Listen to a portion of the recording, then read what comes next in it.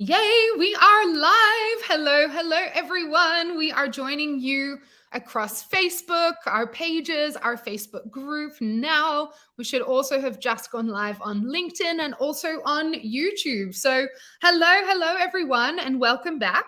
This is, as you all know, our weekly episode of CEO Diaries, where myself, CEO of Future Females, joins you to really take you behind the scenes of what's going on in our launch, to share with you, and I guess go behind, we always say, the Instagrammable aesthetic of what a business looks like, and share with you our real raw accounts of what's working, what's not working, what difficult decisions we're making or trying to make, and how we're going about it.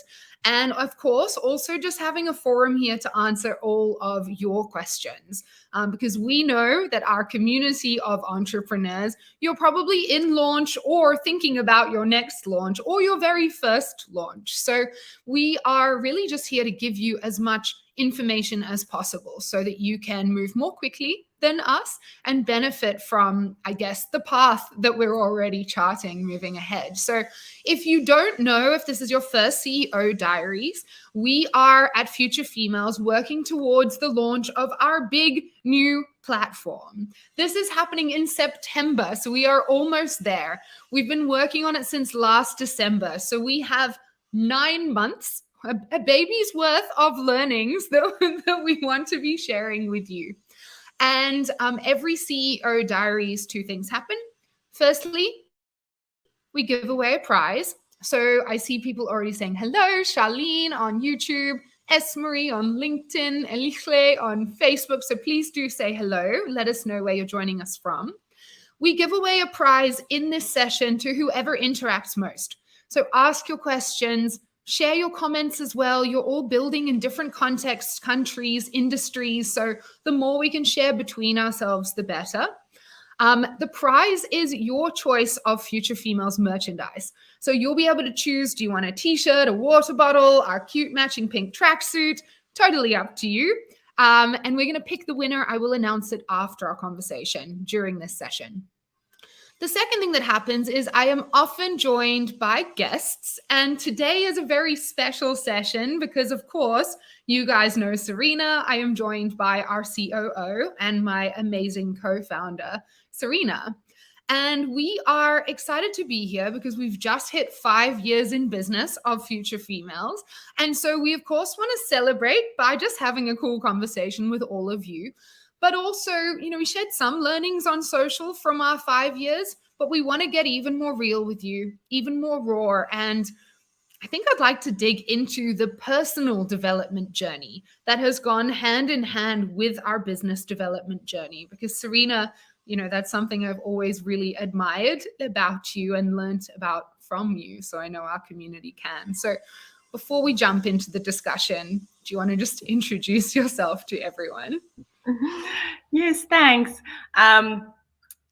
Welcome to all of you. I can't remember where I said this actually, Lars, where I said to the people, I hope that you don't dial in for the CEO Diaries of Lauren. She started this as a blog as a written blog, right? A couple of months ago. And then at a stage, things got too much. And I'm so glad that you brought this back, Lars. And also the other thing that I can say to you guys is, what Lauren is sharing here with the team, with the guests, whatever, is so true about the rawness. And I really enjoy it. Obviously, I know a little bit about it, but I think that's one of the things that I always say when I think about us like this, Lars, about the time that we sit on the couch with wine gums and wine, and we just chat. And then I'm like, wow, I wish I could share this with other founders where we are struggling or finding, getting a solution. And so if I should introduce myself, I guess that's it. I'm like a wine gum eater and wine drinker with Lauren on couches. She has been my pioneer in building this business. I'm on the ops side, on the operations side, and learning with Lauren and learning from Lauren. And also kind of like realizing that sometimes we have to relearn stuff. I thought I knew a lot of things, but as we grow, there's so many new things. And yeah. Yeah. So Thank you, for Cerina. I didn't bring wine or wine gums. I'm feeling very unequipped compared to our usual meetings. Yeah. Some of you might see that I'm sitting in a kitchen, and that is true. I'm currently actually visiting. I saw someone saying they're in rainy Cape Town. I am in very rainy Cape Town, apparently next to a construction site. But this is the reality that we're bringing you of our behind the scenes. And Cerina is sitting up in Swakopmund in Namibia. And I saw a couple of people saying they're joining from there as well. So welcome, welcome, wherever you're joining us from. Cerina, can't believe it's been 5 years. It's been half a decade. How freaking insane. I know it's so long when we say it like that. That's quite shocking when you say it like that. Yeah, half a decade. Wow.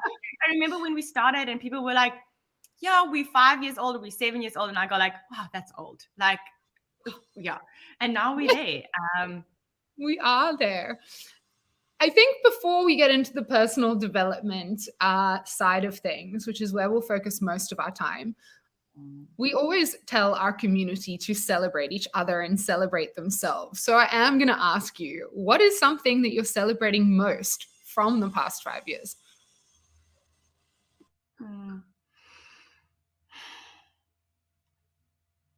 If I'm very honest, there's two things. Number one, I guess I'm celebrating you and I. The fact that, I mean, for those of you who joined the 1,000 days chat that Lauren and I had, we've been through tough times. And even this year, I just celebrated my birthday too, a week ago. And Lauren's message to me was, this is such a different year. Normally we are together for our birthdays.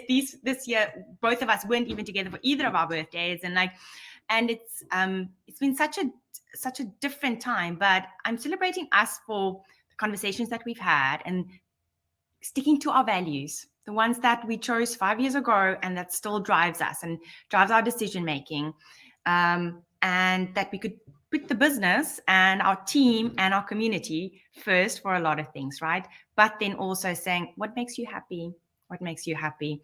So I guess I have to give credit to us, and I thank you for that. And then the second thing I want to say is I want to celebrate our team and the adaptability of our team. We've gone through a lot of things, and we'll talk about this a little later, maybe when we talk about, what has changed in the last 5 years with our vision. But even if the vision, I truly believe, is still the same, we have tried a lot of things, right? And with that adaptability, and I mean, I'm slow, right? And you are the fast thinker and the trier. But our team has just been riding this wave and going like, okay, we'll try this. Okay, we'll test this, and all of these things. And I really also want to credit the team's adaptability in the last 5 years. Absolutely. Yeah. I remember our conversation last week, Cerina. I actually wrote an Instagram post about it as soon as you called me. You were like, when are we going to stop learning? You're like, I'm done learning now. I know these difficulties are put in our paths as founders to level us up, but can't we just stop learning for a little bit and have a break?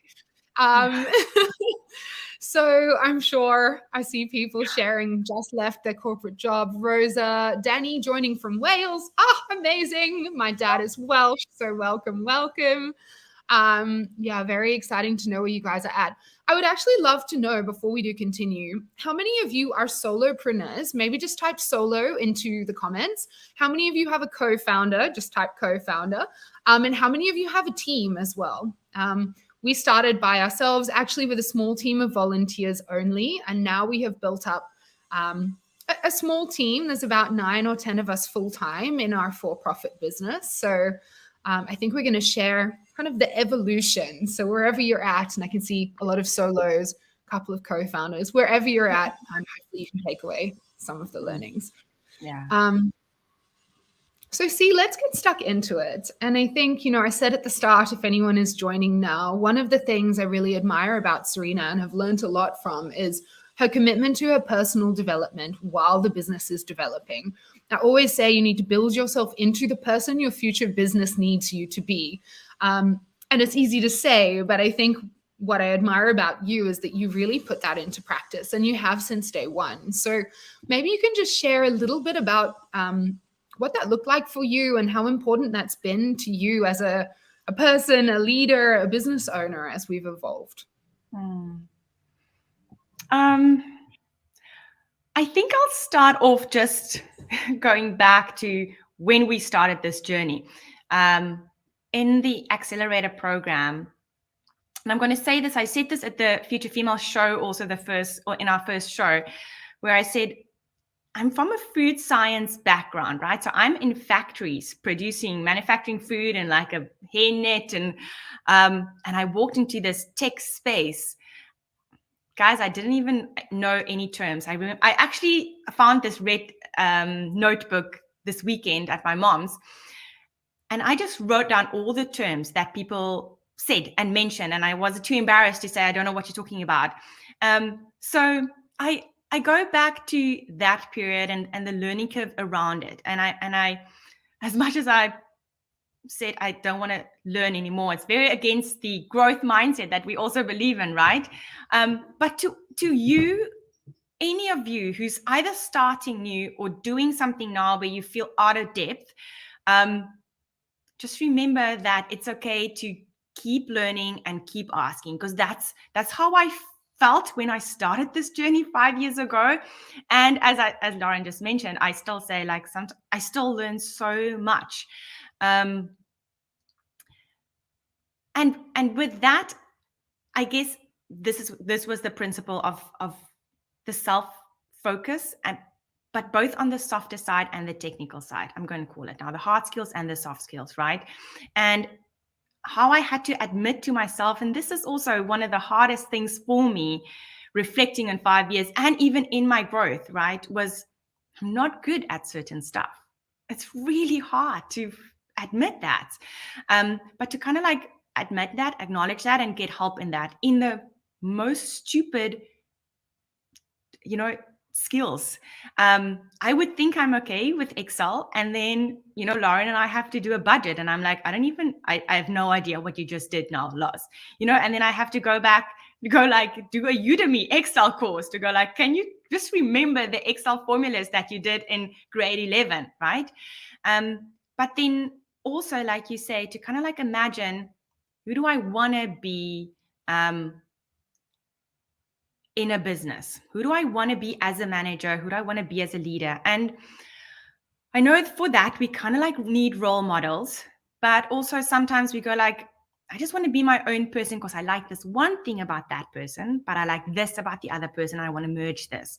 And so even if you then get coaching and mentoring, you might get these people's biases, and you don't really want that. So to kind of like draw that from different people and try to implement that. My growth journey would maybe be this. Sometimes I tried a lot of things, and it was almost like overload, right? Where you almost feel like you're not good enough at anything because you just want to learn from this, and you want to learn that, and you want to implement this, and you just feel like failing at everything. And so my tip for people like me, like you, who's like learning all the time and want to develop, is like, maybe start slow with like compounding things. Just identify one thing that you want to change now, or one characteristic as a leader that you want to implement, better communication maybe, and just try to focus on that. That might make it easier, and will also make you feel less of a failure, if I want to say that, because you might just go like, I want to change all of these things and I want to be this person, and then you do nothing of this and you feel like such a failure. So just start with like small little things that you really like about other people, or what. Cerina, just to jump in on this, it's such an important topic and really relevant as well. I think, in South Africa, we're celebrating Women's Day. And so yesterday we had one of our Future Female show events. The recordings are all released weekly online. So if you weren't there, don't worry, we will produce and release them. But one of the topics that actually came up kind of thematically was this feeling that women often have of not being good enough. and that concept enough, and not just in business, but across all aspects of our lives, and how that can hold us back. And I think you know that this is something personally that I've also had to deal with, and I've dealt with kind of emotionally, but also really practically through things like shadow work. And I think we'll get into some practices if you're keen in a minute. But so I love that you say that, because you cannot be the master of everything. And there is always more to do, is something that I've learned. Like literally, when it is your own business, the opportunities are endless. And so you feel like, oh, but I haven't gotten to the bottom of my list. Oh, but I haven't tackled all of these opportunities or spoken to all these people. I haven't done enough. Or at least that's how I have often felt. So yeah, so I'm glad that you bring that up too. Yeah. And you know what, Lars, also, I said this, I think, a year and a half ago, actually. I said this also in an Instagram post at that stage. I said, you know what, I'm sick and tired of people not being hard enough on me. Like, I want to be good enough, and I want to reach my goals. So but wait, now I lost my trail of thought. You said something, and you were saying that you want people to be harder on you, but I think it's almost a dichotomy, because I've heard you say that, but then there's also, you know, burnout and the risk of that we've also spoken about many times. Yeah. And what I did, and this is also, this goes back to like some of the practical things that we do, right? Is at a stage around the good enough and the love yourself, practical things that I do, that I did, and actually I'm doing this right now, guys. This is actually something that I started a week ago. I look myself in the mirror and I say, you are wanted and you are good enough. So I don't know what that does, and like the affirmation, you know, for us, but that's something that I do right now. I say that 7 times for myself, and I can't stop but smile later on, because it's just like, you're so ridiculous, Cerina, but somewhere it lands, right? And I think the other thing is, this is what I wanted to say about the people being hard enough, is we can also cripple ourselves, right? If we keep saying, if we're not hard enough on ourselves, actually, because if I keep saying it's okay to not submit things to you as my co-founder, right? Because you're my co-founder, you'll understand, we've got an emotional relationship. You're not my investor who I will stick to a timeline with, right? So it's almost like you're cheating on yourself, and stop doing that. So it's like you say, there is this dichotomy of like, have to work hard enough, but you also have to say, hey, what you've done is good enough. See, that's so important. And I want to just share a story that you know, obviously, but a lot of the people tuned in may or may not know Future Females had a collaboration with another lady, Fee, from People Have Influence, incredible woman. We co-created a program together that essentially helped people become influencers on Instagram. Spoiler, this training is going to be available in the platform. So don't worry if you're like, oh, I want that. You can jump on the wait list. It's in the caption on all of the channels. We're live now.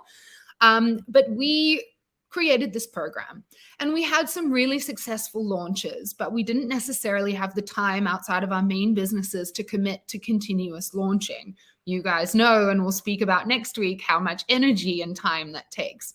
So we moved to an evergreen strategy, meaning you could just buy the course anytime.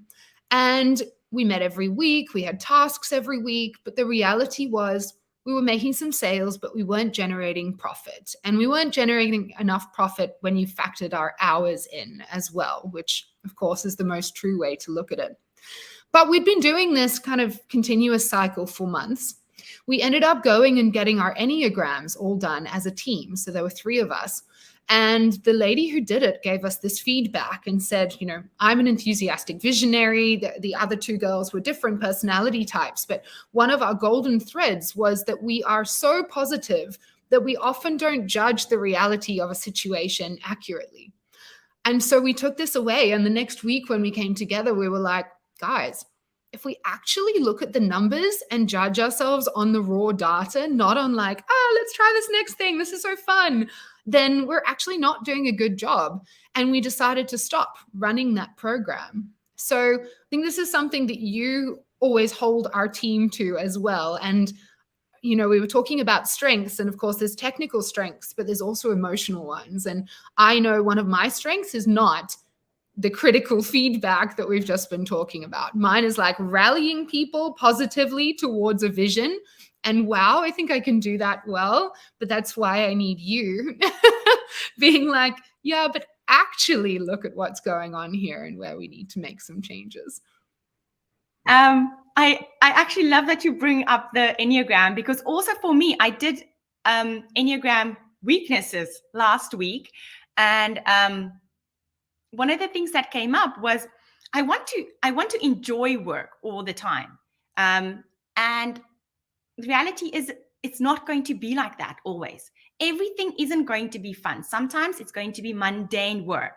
But so now I actually, this is actually a personal development thing now. It's like block that time and do that work, right? Because there would be that rewarding feeling afterwards. And that's what me in my Enneagram type, personality want, at least. And so I also, for those of you out there who, it's a kind of like procrastination, right? But so maybe just think of it in that way. Just, it's not always going to be fun, right? But the work needs to be done. And so block that time for that thing and do it and feel how it feels afterwards. I'm also following a productivity workshop at the moment. And yesterday they said, if you want to break your attention, that's not the right word now. But if you feel like, oh, I want to do something else now while you're working, maybe scroll into the social media, or like make a coffee, but that's not a good example. But then give yourself 10 minutes. Say, okay, give myself 10 minutes. If I still want to scroll social media, then I'm allowed to. But for the next 10 minutes, work. And so, yeah, that's also something interesting that I love that. The bargaining with yourself almost. Yeah. Quite a few questions that are here in the chat. So I just want to, and Rakea, one of our lovely employees, has posted a whole bunch. So guys, please do ask your questions. This is why we're here. Obviously, we have so much we can talk about, and this personal development side of business is a huge topic. I think I'm going to pick one from Rakea's, which is really important, and perhaps we don't speak about enough, even between ourselves. So the question is, how are you taking care of your mental health? Yeah, that's a really good question. If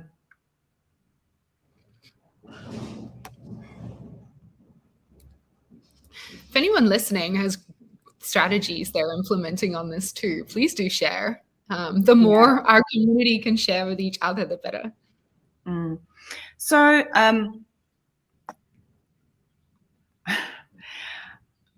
I guess I don't take well enough care of it. I'm definitely going to say that I'm better at it now. I had a little episode earlier this year, and so I must definitely be more cautious of it. I think one of the things that I've realized is how important sleep is for me. And I know that there's some people that can function on 4 hours. There's some people that can function on 6 hours. I can't. And at a stage I had to I felt so guilty that I need more sleep than other people, or that I need calm mornings just to start my day and have a little reach or whatever. Sleep is really, really important to me. I also realize now that when I'm really, really stressed, I'm super tired also. So that's a very good indication for me. I think I've identified the things that are triggers now. Brooks, specifically answering you, but there's a couple of things which I now know, oh, okay, that's not good. So I must level it out a little bit. My life has changed recently quite a bit. I I now have dogs, so I must walk them, right? So that's time in nature, and there's also flowing the body, or like moving the body, but also flowing the blood, right? I know that there's a yearning for creativity, so I try to be creative in some ways. At first, I thought I must be painting all the time, and then I was like, I can just by planting, start a garden. And so I've got a small little thing which I just, but then in the evenings I stand there watering my little bedding, but just things like that. I also sometimes I ask for help, guys. I think for me, what's really important is biases at this stage. And this started even with coaching and mentoring, right? So when I would ask a question, help, like practical help for our company. And I was like, but your business is just so different. You don't understand. And I got so frustrated by things, right? And then at the end, Lauren and I, we just had to figure it out ourselves. And I was like, why did I waste 6 months of this on, help from someone else? So I think biases is very important. And then taking what I think is relative to me and what not, and kind of like letting that go. Yeah, I think that's it. Important. We're getting so many. Sorry, you go. See, I was just going to say there's so many amazing shares in this chat here as well. A lot of people agreeing with sleep, which I also very much agree with. Lisa talking about conscious awareness, daily reflection, breathing techniques. I know breath work is also very important to both of us. Thank you. Please do keep sharing these. It's amazing to read. Sorry, you're going to ask, see? Yeah, I was going to ask you because I did this visualization, actually a lot of focus on this for like 12 days, the last, I guess, 2 weeks. And I was just wondering, how do you, because I know you also do beautiful practices. Is visualization one of yours?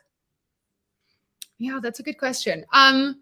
It was, and actually it's not at the moment. I think what I've realized about me is that I'm not a routine person. So I don't have a fixed 5 to 7 or 8 a.m. routine that I've been doing for years. I have more of a fluid practice. So I always have the time, but sometimes it's affirmations, sometimes it's visualization. For a while, I was doing a lot of chakra work and getting a lot of benefit out of that. At the moment, my practices are really simple. Like, I assumed you were going to ask me. And actually, I do one thing in the morning and then I have one other practice. So every morning I listen to a 9-minute meditation. It's called I Release Control. And that's literally what it's about. And it's the same one every day. And then I dance to London Grammar, which is, if I ever do an open mic night, this is what I'm going to sing. So technically I'm practicing every morning. Nice. But just the good vibes, I think, from moving around and dancing with my puppy feels good. But actually, the best thing I've done recently for my self-care and mental health is take weekends. And some of you are probably like, but for others as entrepreneurs, kind of all blends into one. And I often do like also working on weekends because there's no distractions. But recently, I just let my phone die on a Friday night and I turn it on a Sunday night when I'm preparing for the week ahead. And not always. Sometimes I want to do things, but it's been amazing. My partner also runs a really stressful business, particularly at the moment. So for him and I, we do this together. And we've been taking little escapes and going mountain biking on weekends. And that has just been, I think, the best to kind of reset. You always say after I come back from Christmas, you're like, you should have Christmas every quarter because you always come back so fresh and so energized. So I think that's what these weekend escapes are doing for me. That's nice. It's good to hear. If I can share this about you also, because you taught me this. And so just for all of you out there, I'm a very heavy person, guys.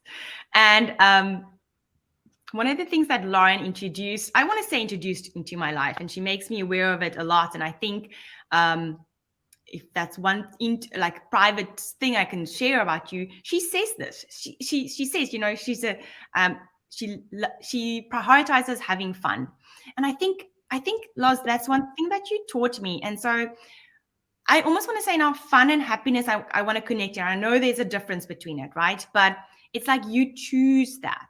And I want to say to all of you, because that's something that I'm, you know, very aware of right now, is the choice to be happy and the choice to have fun.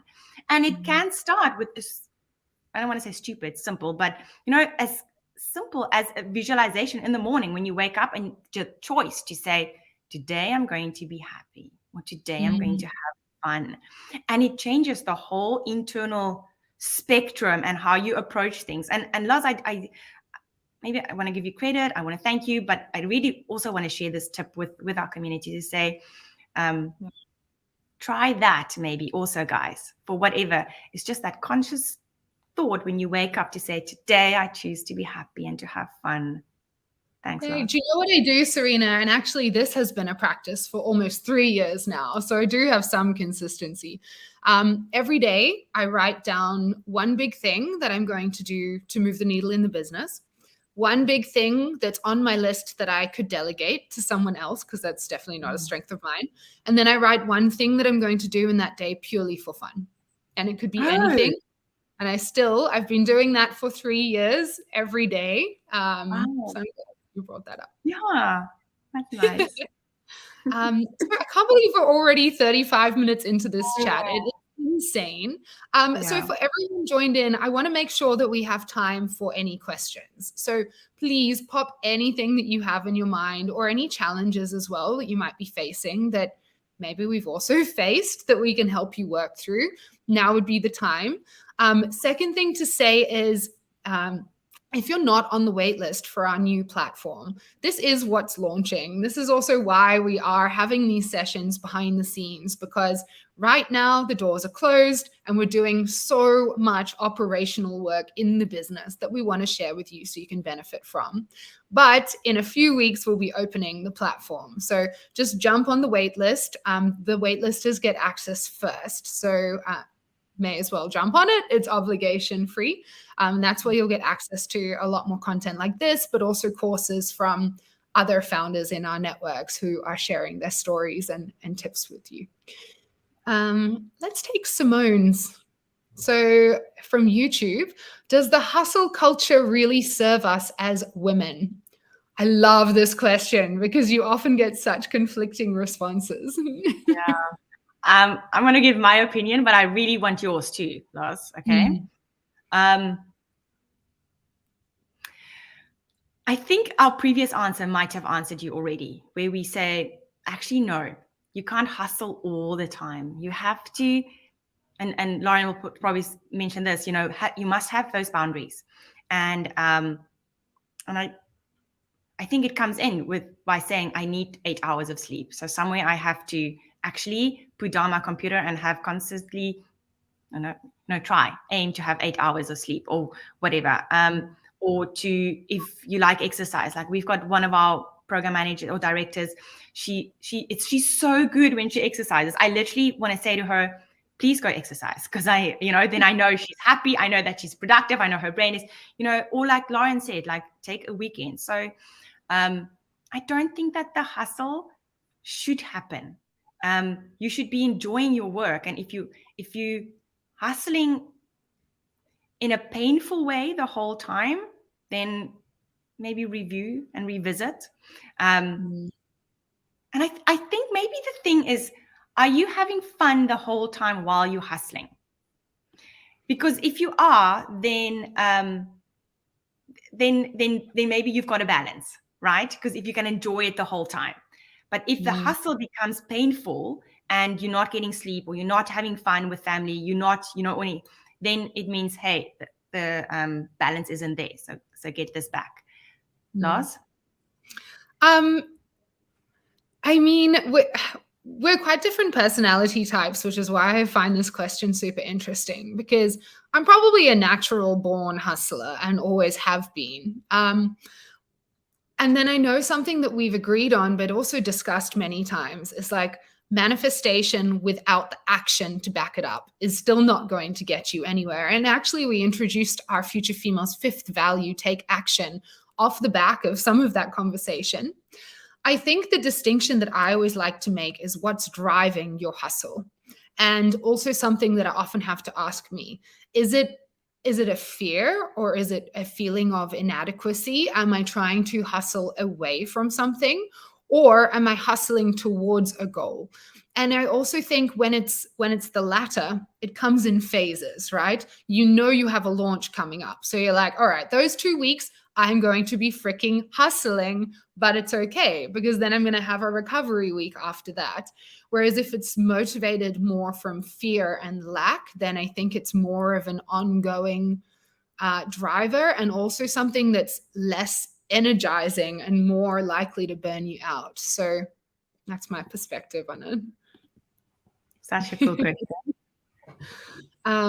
There's a lot more questions here. So I see some people also saying, let's go for this one because we haven't spoken about the team a lot. So what's your advice for a new leader to ensure your team is productive and responsive? So 2 things. Constant communication. So number 1, start with communicating to your team what's happening, what's the outcomes. So what are you expecting from this? What does success look like? So that they understand very clearly. Lars, I go back to, and sharing with you guys a little bit about our journey. When we had this idea that, now the platform is coming, obviously it's in our heads. It's in Lauren and my heads. It's in our other execs' heads, and we know. And so we had like a session with the team to tell them, what's happening now. And we thought it's good, right? We were like, okay, let's run. We didn't realize how we had to maybe repeat ourselves and how much we had to elaborate more and be more specific, right? Because maybe it's a dump the first time, information dump. And then the second time they go like, okay, so I know these things have to happen, but actually what else? And like, what is my responsibility in this bigger picture? So I think like, be very clear about what's happening. What's and like their expectations around it, or your expectations for them. Call it KPIs, right?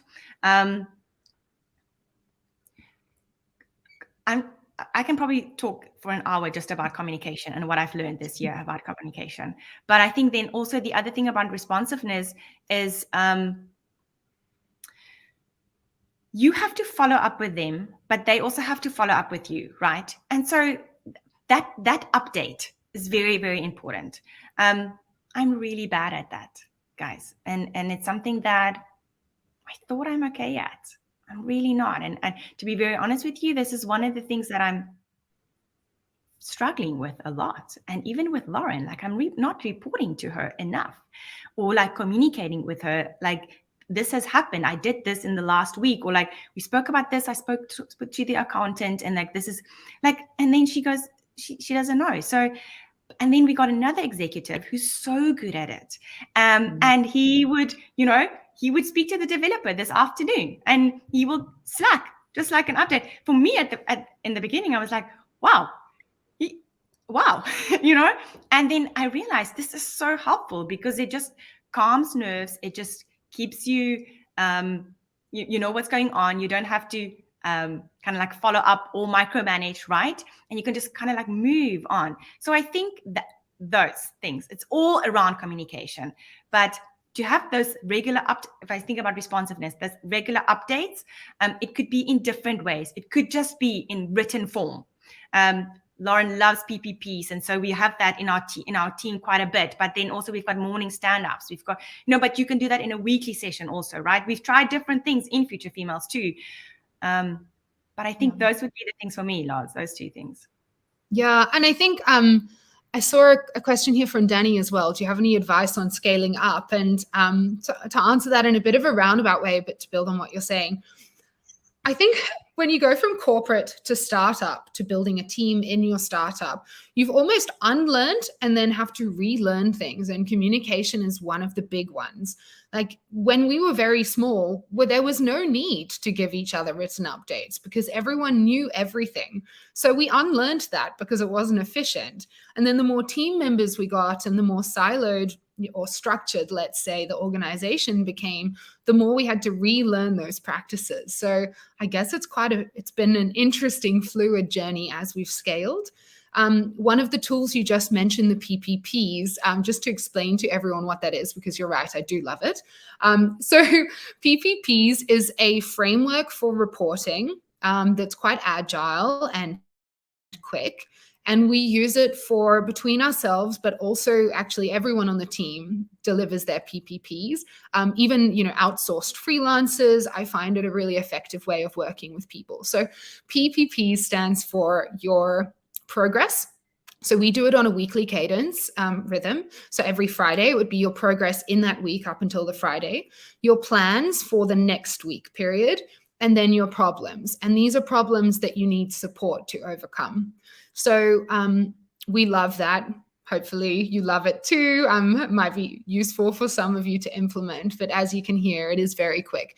We actually now, as Cerina said, we have a daily stand-up. Everyone on the team speaks about their 3 things for that day as well. In a launch, increasing that rhythm of accountability and sharing we found is really important and allows you to make decisions more quickly. So I guess that's why we've changed it around. What I want to add to that quickly, Lars, it's just like, guys, we also use PPPs now with external clients of ours, because you don't always have these stakeholder meetings. So we send every week or every other week, we send like an update to them. That also just makes them feel a little, even if they don't reply to us, right? It's just an update. And that problem then also, shows, hey, we need this feedback from you, or you're not responding fast enough or whatever. So we do that even with them. And I think the other thing just on the stand-ups, which was also a big learning for us, right, was that people don't repeat, or the 3 things that they're supposed to list for today, the actions, it's not business as usual stuff, right? So the social media person isn't allowed to say, oh, I'm creating content for today. Of course you are. That's like your business as usual. But what are you doing? Or what did you maybe learn from yesterday's post? Was there good traction on it? And what do you think worked on it? And so what are you going to try today for, like, maybe the 3 posts for the next week? Something like that. This is like an example that I learned from you guys last, but yeah, not just anything.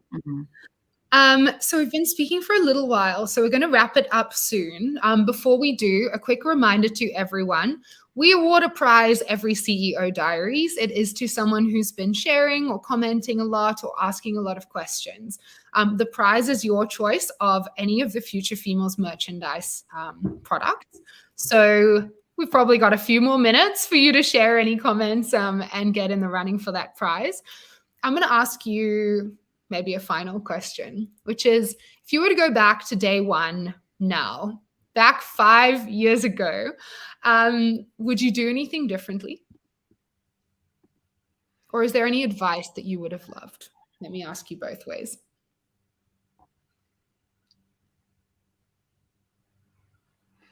I think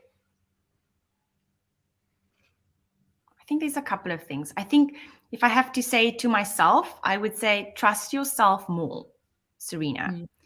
So maybe to all of that of you also, there's something in your gut, or there's, have that conversation, speak up, get clarity, right? So trust. The other thing is that one of my biggest learnings was I don't know everything, so go and ask help. So even though the other first learning is like trust yourself, there's other things where I just go like, you should get help. You don't know this, and just just admit it and get that help because I think what helps is if you just take yourself away from the business and just go like, this business needs to be successful. This baby's going to die. Why am I making my ego so big? And not just putting the business first. I would, as co-founders, for any of you who have co-founders, I think I would definitely work on my communication. There's things that I, and even though Lauren and I have good communication, there's definitely things that I would say to all of you, have open conversations all the time, trust in each other. And not only that, but then the updates,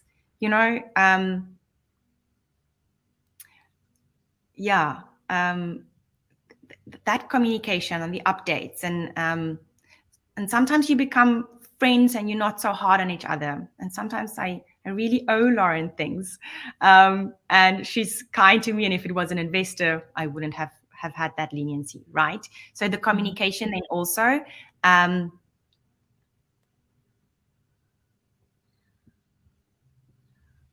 Yeah. I know I told you I was going to ask you this question, but I didn't have a lot of time to reflect on it myself. I think something that I would change, speaking like personally, would be doing less things all at once. I think one of the amazing things that happened for us at Future Females is that we grew so quickly. We were in 3 countries in 3 months. We were hosting events. Then we had social platforms. Our Facebook group was growing. Our Instagram was growing. For a while, everything was going so well, but it was so much to manage. And so like often one ball wouldn't drop, a few balls would drop at a time. And then it'd be like firefighting. And even if we think about our product offering, and obviously part of this rationale went into why now we're launching a single offering as Future Females, being our new platform, but definitely bit off a lot. And I think that put pressure on our resources, on ourselves. And also it just made it a lot harder. I remember my fiance sent me this image once, and it was a cartoon, but it was someone drilling for oil, and it's just always stuck with me. And the oil is like 10 feet down, but they're drilling like 1 foot 9 times.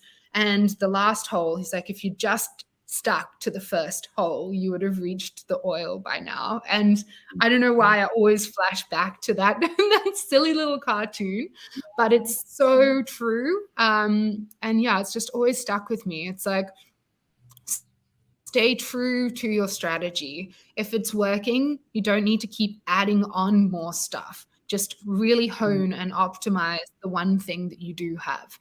I'm still learning that, because also now we've built this thing that's quite sprawling. And so there genuinely are different pieces to manage. But if I think about our products, for example, literally shutting down all of our courses, putting them into one single platform for our whole community, it's easier for them to access, and it's also much easier for us to manage and to scale and to ensure a really high quality of as well. So that's something I would do differently. Yeah, that's a good learning. I can see some amazing comments. I see someone actually, before we jump off, Claire, talking about being a business founder and struggling to know when to throw herself in 100% versus balancing the day job. And loads of people giving feedback, which I'm not going to read. So thank you guys. It makes me so happy when everyone's supporting each other. What I would say as well, just thinking about reflections on day one, focus on money from the start. And I know that sounds blunt, but I hope that it sounds blunt, because we also didn't. We are very much, as you've seen, about community, about purpose, but it has made it quite challenging, because we've often, or in those early days, we focused more on the value delivery than on the profit. And as a business that's never taken outside investment, we've had some pretty tough times financially that have caused difficulties in the business, but also stress for ourselves. So I think, just coming back to Claire, your situation, I'm a big believer in funding your business from your job while you can, because you're probably not going to, and I said this to someone yesterday, right? You'll never be in the situation you're in now again. So try and create a consistent, ideally recurring, but if not, at least predictable revenue stream for yourself. Because once you leave the job, you're probably not going to go back. So while you can balance or wind down a little and invest, I always think that's a good call. We have something called the Future Females Playbook that actually gives you a framework for how to map out when to quit. So if you join our waitlist and then share your link, then you get sent our playbook automatically. It's normally $9 or $29. So yeah, you can jump on the waitlist just through the link in any of the platforms. Once you've joined, you'll go to your status page and it'll welcome you to the waitlist, of course. It'll show your position on the waitlist. Don't worry if it has a big number. Like, our waitlisters are getting access first, but we are excited by how many people are keen. But you'll also see rewards. Rewards you get when you share the waitlist with other people. So if you pop it on your socials, you just need 5 points and then the playbook gets sent out to you. The playbook, Cerina and I, we brainstormed actually for a while, all of the things we wish we had known in terms of like tactics and frameworks back on day one to help us through our first 4 years. So yeah, definitely jump on that. Hopefully it will help you. I think I'm going to award our prize winner, unless there's anything else you wanted to share. See, let me just see. No, thank you. This was really nice. And thank you for all of you joining. Yeah. Yay. Okay, our winner is Jessica Salter from the Facebook, I believe it's the Facebook page you've been commenting on. So congratulations, Jessica. Thank you so much for sharing so openly with everyone as well. We really appreciate it. You have won your choice of Future Females merchandise. So please just send us your email address and then we'll be in touch with the options and you can pick and we'll send it on out to you. So well done, Jessica. And thank you actually, of course, to everyone. I just love these sessions so much. It really is special to be able to have such authentic conversations, even in an online forum like this. So thank you all. And thank you. Yeah, thanks, Lars. I really enjoyed this with you too. And yay for day. Exciting. I guess I just want to say, as you started, with everyone who's busy launching something or you are in the process of creating right now, I mean, have fun, good luck. We're there with you and we're obviously watching you. Yes, and keep sharing. And guys, as you know, CEO Diaries is weekly. So firstly, if you've missed previous weeks and you'd like to revisit, last week we spoke about time management and operations. The week before we were speaking about rebranding. Before that was marketing strategy. So please do go and just revisit those recordings. Obviously reach out with any questions. Otherwise, next week I will be back. I'll be hosting that session and it's actually on how to manage your energy through launches.